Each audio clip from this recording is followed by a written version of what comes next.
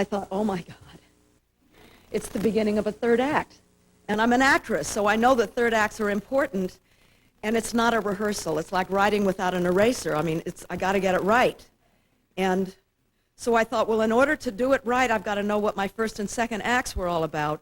And in the process of figuring that out, I realized I had a story to tell that had some universality in it. And I wrote to that universality. I felt that if I was brave enough not to tell all, it's not a question of telling all, to tell that which needed to be told in order to raise the theme up, that it would be a book that the reader would constantly be putting down because they'd be thinking about themselves and their own lives and their own relationships. And I am so grateful and moved that in the week that it's been out, this is the kind of response that I've been getting back from men as well as women, which has touched me so deeply. I talk about the disease to please, and the men that have told me or communicated with me that talking about it this way has changed their lives it's bowling me over. I'm going to brag, okay? I'm not only #1 on the New York Times best, whatever it is, nonfiction. I'm the #1 seller of any books, fiction or nonfiction. I'm the first book to outsell the Da Vinci Code.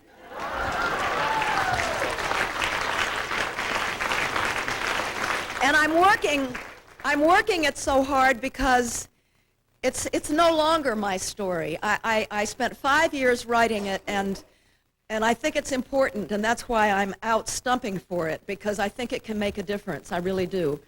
And I love writing. I love the process of writing. It came real easy, although there were times when I knew that I didn't have the experience, that a professional writer would have to try to say what I wanted to say, but it's good enough.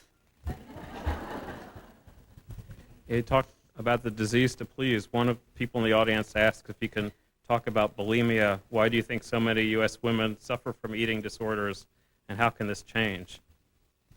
I learned from Eve Ensler recently that anorexia has hit Kenya. We're exporting this disease. I can only speak from my own experience. I think it happens when girls feel that in order to be loved, they have to be perfect. And you don't notice when you're young, but when you hit adolescence and when womanhood is beckoning, suddenly not being perfect becomes really important, and it usually attaches itself to your body. And so many girls like me I just move outside of myself. I took up residence next door. And that leaves an emptiness that fills with anxiety. Most girls, juniors, seniors in high school, they talk about anxiety that they feel, and they don't know. They just think it's their problem, and it's not. It's this cultural pressure that says we have to be perfect. And so you fill it with, some people fill it with shopping. They want that second pair of Manolo Blahniks, and then everything will be okay. Or, I met a girl in Bozeman. Her mother gave her breast implants for her 16th birthday. People fill it with different things: alcohol, sex, gambling. And I filled mine with food, and it is epidemic. And it's a disease like a lot of other addictions that's hard to heal from until you learn to fill that emptiness with something else. And I've come to call it spirit, and it doesn't have to be religious, but it's hard for me to even put words to it. But AA, I always wondered why AA talks about higher power, but I understand now. When you become humble enough and realize that where you are in the scheme of things, there's a softening that happens. And then that can be filled with your soul, your spirit, your being. You can then move back inside yourself and become re-embodied. It took me 62 years. And the reason that I do the work I do now with Michelle is because I don't want other girls and boys to have to wait that long.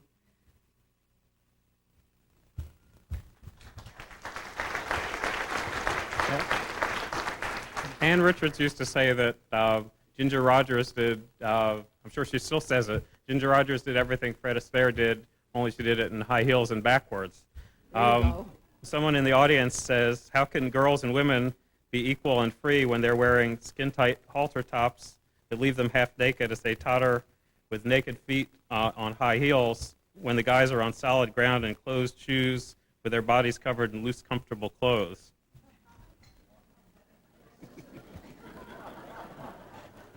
See, if Gloria were up here, she'd have the most incredible answer to that, but I'm too tired. I don't know how to answer that. Do you? You want to say something? I don't know. I mean, I don't wear high heels anymore because I'm too old, but I don't know. Girls should be able to wear whatever they want without being harassed and, you know, and hit upon, and so should men. You know, we have to believe that a time will come when the balance is restored and we see each other as whole people and not how we look and don't expect each other to be perfect, that we just show up for each other. I mean, I'm so sad that I'm old because now that I know this, well, never mind. I keep forgetting that this is being televised.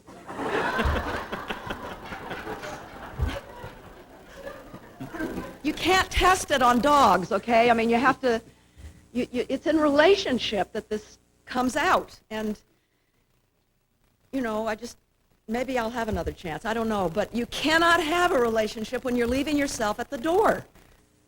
And I'm just realizing that it's almost as true for men as it is for women. And it's so hard if you've been brought up that way. And you've been brought up to feel as a woman that if you're not with a man, you don't exist, you're not valid. Then it's so hard to say, okay, here I am. If you can't appreciate all of me, I'd rather be alone, thank you. Great. I want to thank you very much for being with us tonight. One more question coming, but before that question, we actually have dozens more questions here, but we've run out of time. C-SPAN's going away in about 3 minutes here.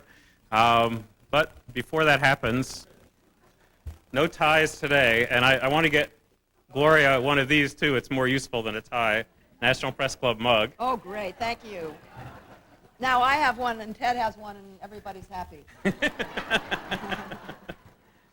And a certificate of appreciation, not only suitable for framing, but actually framed. Oh, that's so great. Thank you very much. And final question we have, since this is a media audience, where do you get your daily news and information? Okay, I wake up, I look at CNN, and then I read the New York Times cover to cover, and then I get in my car and I listen to NPR.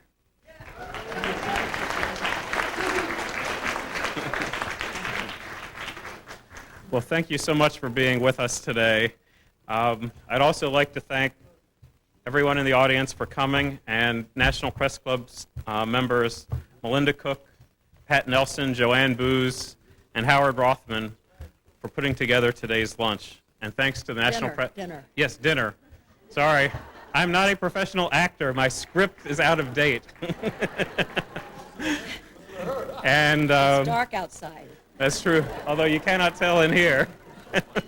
As Eric Severide said, the world's largest roll-top desk. And final thanks to the National Press Club Library for all the work they did so that I wouldn't look too dumb today.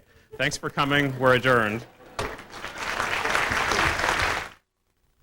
Jane Fonda is currently chair of the Georgia Campaign for Adolescent Pregnancy Prevention, which she founded in 1995. My Life So Far is published by Random House on the web at randomhouse.com.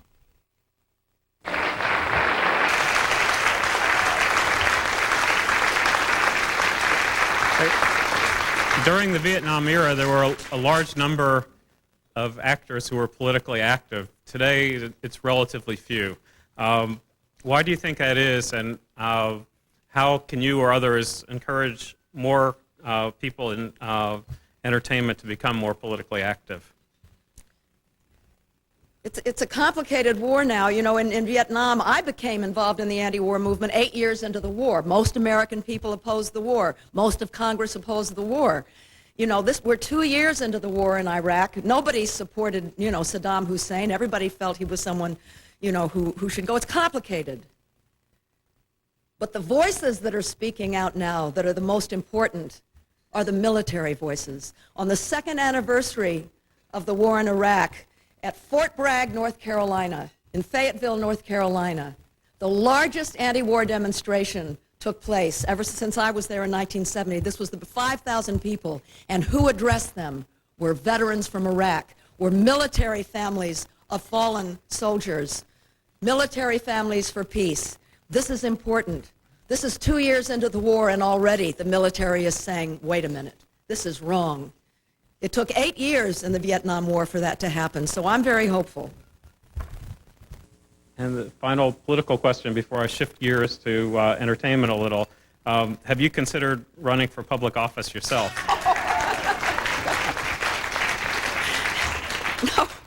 No. Should I ask a follow-up, why? Have you read my book? Actually, a few weeks ago, Angelina Jolie was here at this very podium, and her answer was too many skeletons in the closet. So. Well, mine aren't in the closet anymore.